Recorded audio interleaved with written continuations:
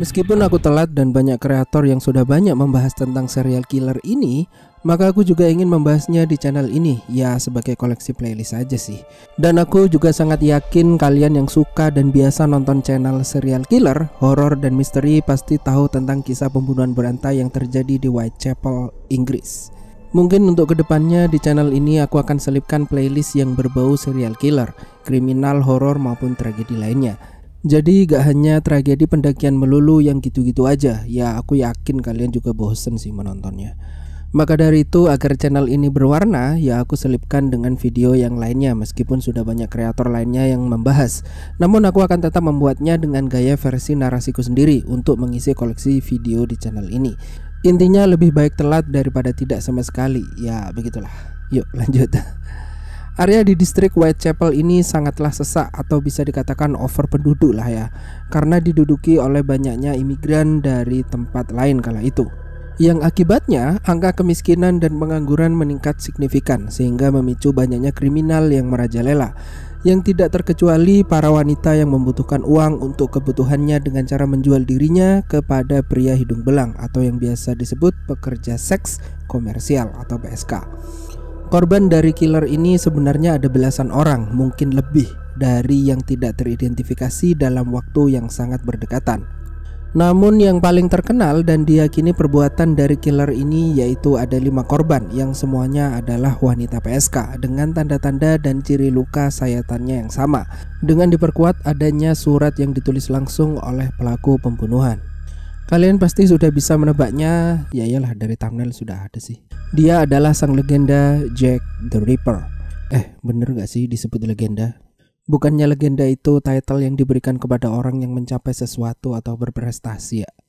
Oh iya, lupa tambahan kata serial killer. Oke, kita ulangi. Dia adalah sang legenda serial killer Jack the Ripper.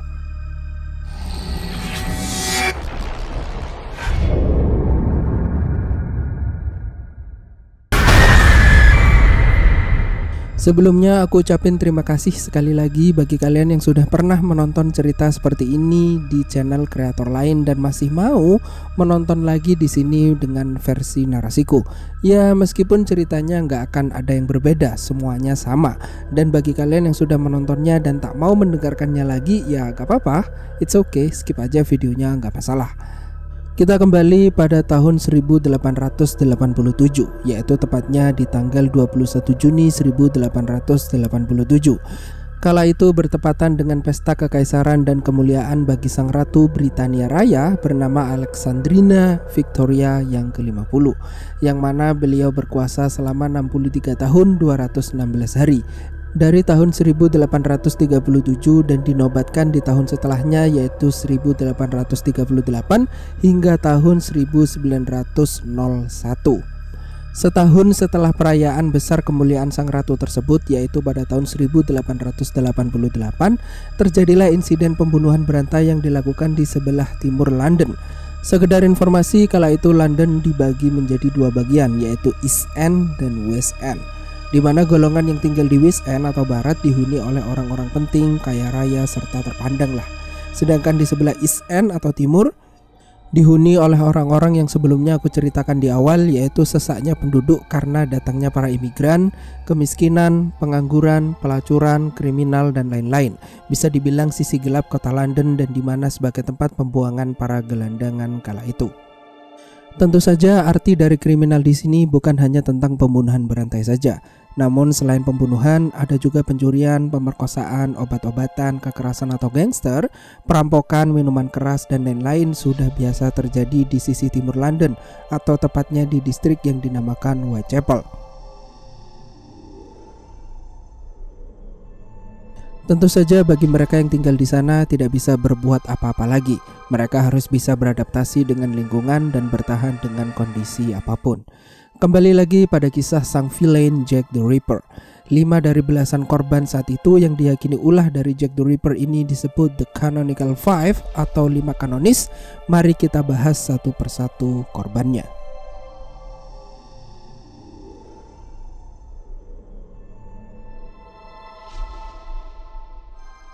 Pada tanggal 31 Agustus tahun 1888, kala itu tepat pada hari Jumat, Pada jam 3.40 pagi, penemuan pertama mayat seorang wanita yang bernama Mary Ann Nichols.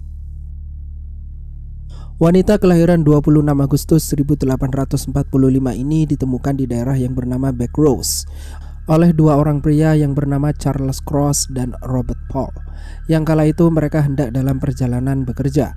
Awalnya mereka mengira wanita tersebut masih hidup, mengingat lengan wanita tersebut masih hangat, namun sayangnya di bagian kepalanya sudah dingin. Namun karena rok wanita ini terangkat dan terbuka saat ditemukan, mereka menggunakan rok tersebut untuk menutupi badan Mary Ann. Kemudian dua orang pria ini segera untuk pergi dan lapor ke polisi atas penemuan mayat tersebut. Dari hasil pemeriksaan yang dilakukan oleh Dr. Rhys Rob Llewellyn, ditemukan 5 gigi wanita ini hilang dan beberapa luka yang ada pada mayat ini adalah 2 sayatan di tenggorokan atau disembelih sepanjang 8 inci. Dan robekan besar juga di bagian perut yang diduga dilakukan oleh pisau yang sama dari atas hingga perut bawah. Dan Dr. Rhys mengklaim bahwa pelaku adalah orang yang melakukan semua itu adalah tangan kiri atau seorang kidal. Sang dokter juga mengklaim dari saat pertama kali ditemukan oleh dua orang pria tersebut sebelumnya bahwa Mary Ann meninggal 30 menit sebelum ditemukan pertama kali, berarti pada pukul 03.10 pagi, yang berarti pada saat itu pelaku masih tidak jauh dari TKP. Mary Ann Nichols atau kerap dipanggil Polly, gak tahu kenapa gak dijelaskan dia dipanggil begitu, dimakamkan pada hari Kamis 6 September 1888 di pemakaman umum dekat gereja Whitechapel di usia terakhirnya yaitu 42 tahun. Sebenarnya ada banyak detail temuan luka di tubuh korban, namun aku hanya menjelaskan yang utama saja. Tapi yang sudah pasti di video ini tidak akan lolos monetize YouTube, alias ya taulah. Tapi gak apa-apa, demi kalian kita lanjut bahas sampai selesai.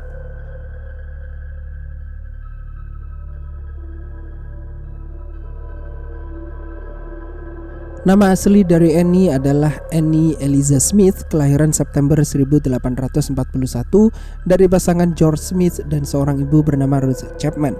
Mereka menikah pada 22 Februari 1842 di mana pernikahannya 6 bulan setelah kelahiran Annie. Hingga pada akhirnya dia menikahi seorang laki-laki yang bernama John Chapman pada 1 Mei 1869 saat dia berusia 28 tahun dengan memiliki 3 anak yaitu Emily Ruth Chapman, Annie Georgina Chapman, dan John Alfred Chapman. Namun tak lama kemudian pasangan ini berpisah di tahun antara 1884 atau 1885 dari catatan polisi dikarenakan pasangan ini adalah pemabuk berat dari keduanya. Mungkin itu pemicu pertengkaran hingga perpisahan. Singkat cerita, pada jam 6 pagi, tepatnya pada hari Sabtu 8 September 1888, Annie Chapman yang merupakan korban kedua yang diduga ulah dari Jack the Ripper ditemukan tergeletak tak bernyawa di dekat sebuah gerbang di halaman belakang rumah di Hanbury Street nomor 29. Ditemukan oleh seorang pria tua yang bernama John Davis. Padahal sebelumnya ada beberapa saksi yang bernama Elizabeth Long yang melihat Annie Chapman bersama seorang pria berambut gelap yang berpenampilan serba hitam pada pukul 5.30 pagi atau setengah jam sebelum mayatnya ditemukan. Dan saksi tersebut juga mendengar sedikit perbincangan mereka berdua kala itu. Nah, kalau korban pertama tadi yaitu Mary Ann Nichols tadi kan 31 Agustus meninggalnya, sedangkan Mary Chapman 8 September, yang artinya selang waktu dari dua korban hanya semingguan. Nah, udah jelas kan di sini. Aku pinginnya kalian itu jelas dulu waktunya gitu loh. Dokter yang menangani tubuh Mary Chapman ini adalah George Baxter Phillips. Dia memberikan ulasan dari pemeriksaan bahwa Mary Chapman meninggal dengan cara lehernya yang disembelih atau digorok dan isi perutnya atau rahimnya diangkat keluar. Dan sang dokter mengklaim bahwa pelaku melakukannya dengan sangat rapi, seolah-olah dia mengetahui betul tentang organ-organ dalam manusia atau anatomi manusia, dengan bagaimana cara dia mengangkat rahimnya. Dan kemungkinan, kata Dr. George, pelakunya adalah seorang dokter bedah. Singkat cerita, 19 hari kemudian, tepatnya pada tanggal 27 September 1888, datanglah sebuah surat random tak dikenal kepada kepolisian setempat yang ditulis pada tanggal 25 September 1888. Surat ini oleh para peneliti dan kepolisian dinamakan Dear Boss Letter. Di sini aku tidak membacakan isi suratnya, namun pada intinya surat tersebut berisi tentang ejekan kepada polisi atas usaha mereka mencari pelaku pembunuhan dan mengancam akan terus melakukan hal yang sama kepada wanita-wanita PSK selanjutnya, yang mana korban selanjutnya dia akan mengambil telinganya. Serta surat itu menertawakan kabar bahwa sang pelaku adalah seorang dokter. Dan dari surat inilah nama Jack the Ripper pertama kali muncul dan terkenal hingga sampai saat ini.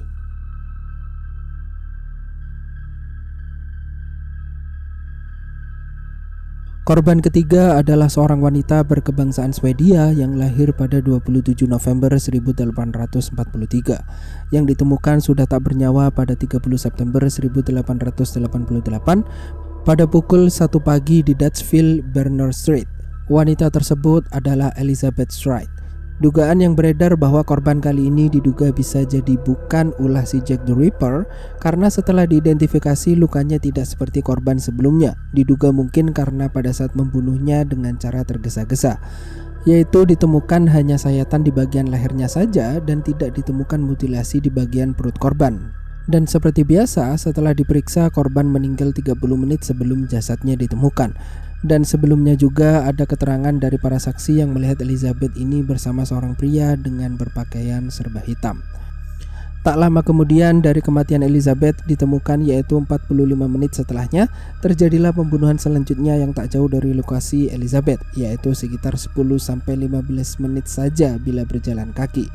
Ditemukannya mayat seorang wanita yang bernama Catherine Eddowes, seorang wanita kelahiran Grizzly Green, Wolverhampton, Inggris pada 14 April 1842 ini meninggal dengan cara lebih keji dari korban-korban sebelumnya, yaitu badannya yang termutilasi dengan amat parah, tenggorokannya digorok dengan amat dalam dan perutnya dirobek hingga rahim dan ginjal bagian kiri diambil, serta wajahnya juga dihancurkan oleh sang pembunuh. Anehnya diduga kuat bahwa sang pembunuh dengan riuhnya polisi saat itu dan kerumunan warga setempat, dia berani kembali berjalan menuju TKP tempat terbunuhnya Elizabeth Stride di tengah-tengah para polisi. Yang dibuktikan dengan ditemukannya apron atau shawl atau celemek atau apalah itu yang berlumuran darah milik Catherine Eddowes di Galston Street dengan adanya tulisan di tembok, "The Jews are the men that will not be blamed for nothing." Yang artinya Yahudi adalah pihak yang tidak bisa disalahkan tanpa sebab, yang diduga juga ditulis oleh Jack the Ripper. Namun tidak diketahui apakah celemek atau apron atau shawl itu disengaja ditaruh di situ atau memang terjatuh. Namun menurutku sengaja ditaruh di situ mengingat dia adalah pembunuh jenius yang detail dalam setiap aksinya tanpa meninggalkan jejak. Di keesokan harinya, yaitu pada tanggal 1 Oktober 1888, datanglah lagi sebuah surat random diduga dari sang pembunuh dengan tulisan tangan seperti surat Dirbos sebelumnya. Surat kali ini dinamakan Saucy Jackie. Inti penjelasan dalam surat itu adalah menerangkan bahwa dia telah menyelesaikan 2 pembunuhan sekaligus dalam satu malam, dan dia mempertegas akan banyak berita-berita di keesokan harinya. Dia menambahkan bahwa korban awal dalam malam tersebut memang tidak sempat ia mutilasi perutnya dikarenakan korban sempat melawan dan menjerit sehingga tak cukup banyak waktu untuk menyelesaikan mutilasinya. Sadis.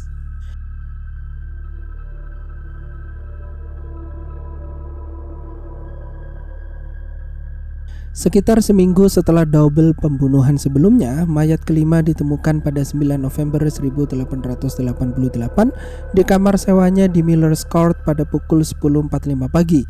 Dia adalah Mary Jane Kelly atau juga dikenal sebagai Mary Janet Kelly, Mary Ann Kelly, Ginger atau Fair Emma. Pada korban kelima ini adalah korban mutilasi paling sadis. Hingga dikaitkan pembunuhan yang dilakukan bukan pekerjaan manusia, namun iblis. Mengapa?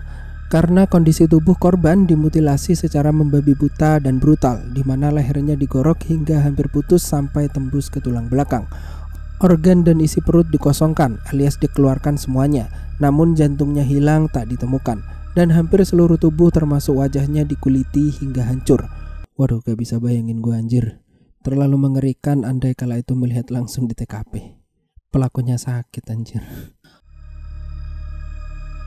Oke, itulah kelima korban yang disebut 5 kanonis, bahwa semuanya dibunuh di malam hari dengan jarak waktu tak jauh-jauh dari sepekan hingga 2 pekan.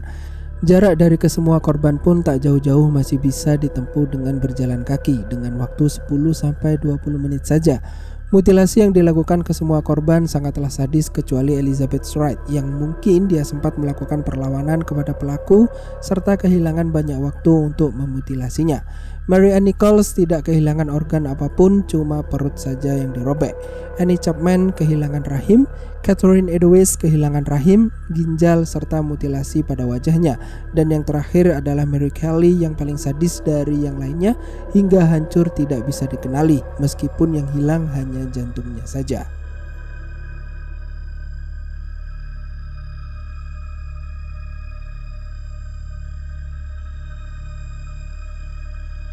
Diduga kuat bahwa Mary Kelly adalah korban terakhir dari pembunuhan sadis Jack the Ripper. Karena setelah itu, dalam waktu dekat dan mungkin sudah lama tak ada pembunuhan lagi setelahnya, yang diduga pelaku pembunuhnya sudah mati, di penjara, bermigrasi, atau yang lain yang pada intinya menghilang tak ada kabar. Namun ingat, itu masih dugaan saja, karena siapa tahu Jack the Ripper masih menunggu waktu yang agak lama hingga kasusnya sedikit mereda. Lama setelah tak ada kabar bukan berarti pembunuh di kota tersebut terhenti di situ. Pembunuhan masih berlanjut dengan ditemukannya beberapa mayat setelah 5 kanonis. Kalau sebelum tragedi 5 kanonis juga ada sih, namun kali ini kita fokus pada After Jack the Ripper.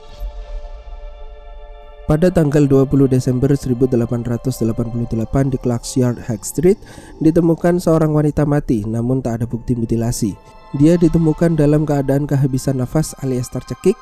Dia adalah Alice Mackenzie yang berusia terakhir kalinya 40 tahun.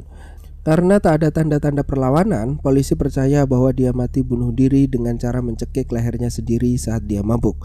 Namun menurut penyidik tetap memvonis kematiannya adalah sebagai pembunuhan yang dilakukan pada 17 Desember 1888. Karena banyaknya dugaan yang berbeda, para jurnalis percaya bahwa pembunuhan ini meniru modus operandi Ripper untuk membelokkan kecurigaan pada dirinya. Maka dari itu mereka menganggap bahwa pembunuhan ini dilakukan resmi oleh Jack the Ripper. Satu lagi contoh pembunuhan setelah 5 kanonis yaitu Frances Coles yang kala itu berusia 25 tahun. Ditemukan pada 10 September 1889, udah hampir setahun dari kejadian sebelumnya yang ditemukan di lorong kereta api di Pinchin Street. Kondisinya ditemukan termutilasi terpotong-potong dan dibuang terpisah-pisah ke beberapa tempat. Sesaat setelah pembunuhan, polisi menangkap James Thomas Sadler yang sebelumnya terlihat sedang bersama korban. Ia didakwa atas pembunuhan dan diduga merupakan Ripper yang asli. Namun ia dilepaskan karena kurang bukti pada tanggal 3 Maret 1891. Sebenarnya masih banyak korban pembunuhan mutilasi lainnya di London. Ya, sungguh ngerilah hidup dan tinggal di sana pada zaman itu.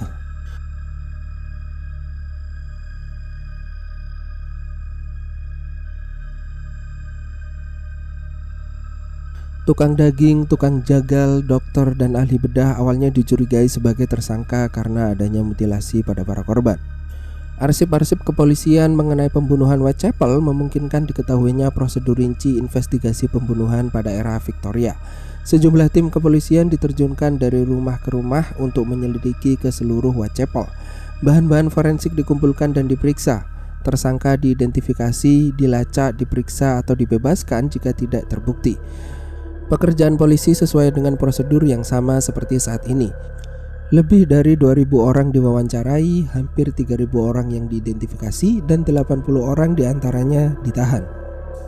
Ciri-ciri pelaku pembunuhan dari saksi-saksi yang pernah melihatnya adalah seorang laki-laki berumuran antara 30 sampai 40 tahun dengan tinggi badan 165 sampai 175 cm, kulitnya terang, berkumis dan selalu mengenakan pakaian dan mantel serba hitam, begitu juga dengan topinya. Namun dalam setiap investigasi dan penyelidikan polisi, banyak kritikan kepada kepolisian karena ketidakmampunya mereka untuk menangani kasus pembunuhan berantai tersebut. Contohnya adalah sebuah karya kartun yang berjudul Blind Man's Buff, atau artinya gertakan pria buta, karya dari John Tennell, yang mengkritik ketidakmampuan polisi dalam mengungkap kasus Jack the Ripper. Karena kegagalan polisi untuk menangkap si pembunuh memperkuat sikap radikal bahwa polisi tidak kompeten dan tidak mampu. Yang tercatat dalam investigasi selama sampai detik ini, yang tersisa resmi ada 31 orang dari 2.000 orang. Kalian bisa lihat di sini nama dan foto-foto para terduga pelaku. Karena memang tak ada bukti kuat untuk membuktikan siapa sebenarnya pelaku dari pembunuhan berantai nan sadis ini, dari setiap masing-masing nama-nama pelaku di sini banyak yang tidak memiliki alibi serta mencurigakan. Seperti contohnya salah satu yang bernama Joseph Barnett. Terakhir kali berusia 30 tahunan, dia adalah seorang kurir ikan yang bekerja di kapal. Dia menyukai dan cinta terhadap Mary Jane Kelly atau korban kelima Jack the Ripper. Diduga kuat dia yang membunuh para PSK lainnya agar Mary Jane Kelly takut keluar dari tempat tinggalnya dan terhenti menjadi seorang PSK. Diduga mereka juga sering berdebat dengan pertengkaran hebat satu sama lain, sehingga memutuskan Joseph Barnett pindah ke suatu tempat dan 10 hari kemudian ditemukanlah jasad tubuh Mary Jane seperti yang diceritakan sebelumnya. Mungkinkah benar dia yang membunuh Mary Jane Kelly sebagai Jack the Ripper? Ada juga dugaan bahwa Jack the Ripper bukanlah seorang laki-laki yang terlihat dari namanya. Mengapa tidak kunjung tertangkap pelakunya? Mungkin karena pihak polisi terfokus untuk mencari pelaku laki-laki dan bukan perempuan. Bisa jadi sih. Dan diduga pelakunya adalah Jill the Ripper. Ini spekulasi dugaan aja ya, karena tak kunjung tertangkap. Isu lain dari investigasi mengapa belum tertangkap, bisa jadi semua kasus ini adalah perbuatan pemerintah kala itu yang menciptakan suatu aktor antagonis yang sadis untuk menekan angka penduduk imigran masuk yang sudah overload. Maka dari itu pemerintah dalam kerahasiaannya menciptakan satu orang untuk membuat takut agar menyudahi imigran yang masuk ke London. Bisa jadi sih, namun anehnya kenapa korbannya perempuan dan semua PSK? Kurang masuk akal di sininya. Mungkin kalau alasannya ingin membasmi penyakit pekerjaan dunia malam yang meresahkan di sana, mungkin masuk akal aja sih.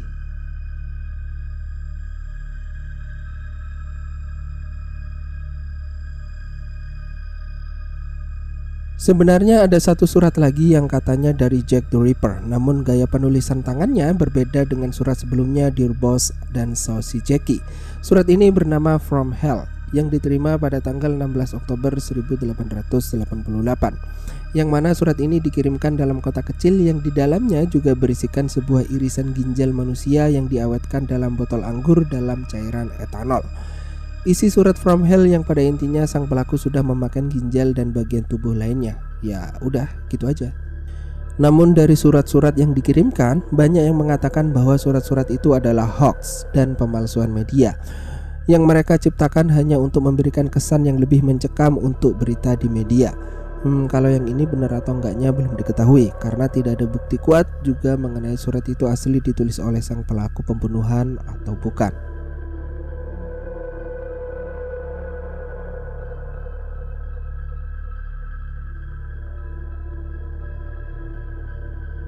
Meskipun bukan serial killer dalam pembunuhan berantai yang pertama, Jack the Ripper telah ditampilkan dalam ratusan karya fiksi dan non-fiksi. Kisah dari Jack the Ripper telah muncul dalam berbagai karya, seperti novel, cerita pendek, puisi, buku komik, permainan, lagu, drama, opera, program televisi, dan film, dan lain sebagainya. Hingga sampai saat ini terdapat lebih dari 100 karya non-fiksi yang secara eksklusif membahas tentang pembunuhan Jack the Ripper, menjadikannya sebagai salah satu pembunuh yang paling banyak ditulis di seluruh dunia. Ya, contohnya seperti Nemesis of Neglect. Jack the Ripper digambarkan sebagai sosok hantu yang menguntit Whitechapel, kartun di majalah Punch pada tahun 1888. Yang kedua adalah film Ripper Untold di tahun 2021. Kalian sudah nonton apa belum? Yang ketiga, bahkan karya fiksi sang detektif terkenal Sherlock Holmes juga menjadi kutipan dalam ceritanya, dan banyak lagi karya-karya novel-novel, buku, film, dan lain-lain sebagainya, hingga sampai saat ini kita bisa menikmati kisahnya. Nah, selesai sudah cerita dari seorang killer sadis di era Victoria pada tahun 1888. Jika kalian suka dengan serial killer ini, coba kalian kasih pendapat di kolom komentar.